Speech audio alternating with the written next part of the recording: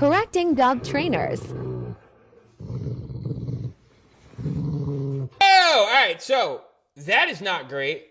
Don't do that. That is a video sent to me from a client, and they didn't know if it was moaning, growling, whatever it was. It's growling, right? Dog is super uncomfortable. The dog is telling you, hey, this is not cool to me right now. Please stop, or I will make you stop. But if that continues, it's not a matter of if the dog is going to bite someone. It's simply a matter of when, right? So part of me is a little bit torn on how to take this video.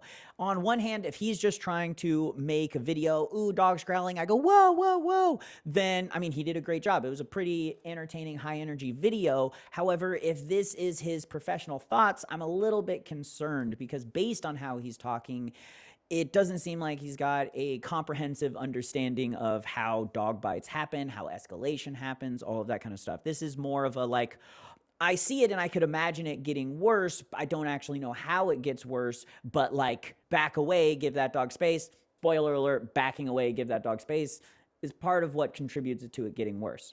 The question is this dog willing to do violence? Is the dog willing to escalate? And has the dog had enough experience being successful at this to where they feel like escalation is necessary because this usually works and now it's not working, I need to escalate sort of situation. That's what we're dealing with when we're dealing with resource guarding.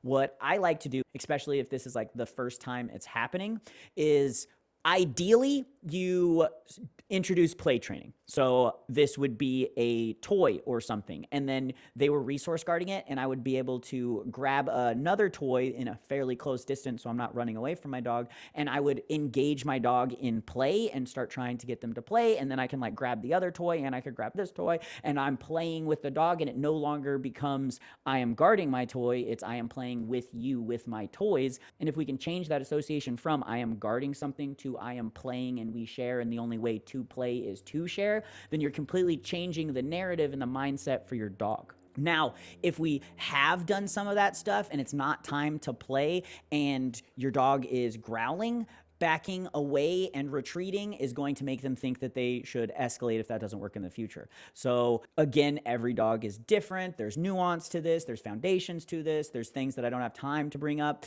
in this video that are factors in this, but generically what I would do is I would not remove myself, but not escalate. That could be just chilling next to the dog. That could be petting the dog slowly. But I don't want my dog to come to the conclusion that their growl has power behind it in relation to me. I kind of want to just assume that my dog is just expressing themselves and not like put myself into a dumb situation where I'm going to get bit, but also not negatively or positively associate it. Because if I do things like the play training, I can slowly pet my dog, and then my dog goes from like I'm growling to like I'm trying to like get into your lap to play with you, to get pet, to have affection because I want to have your affection, then you're changing the association and your dog no longer goes through the mindset of do I need to escalate because XYZ ABC. That is how you're going to make a dog not bite.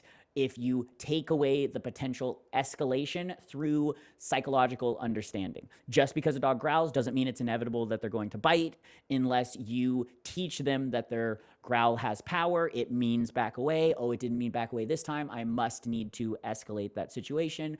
Oh, instead of that, we create positive association through play, through love, through affection in a logical, strategic, psychologically conducive way, not just ignorantly. And that is how you're going to overcome these sorts of behavioral issues.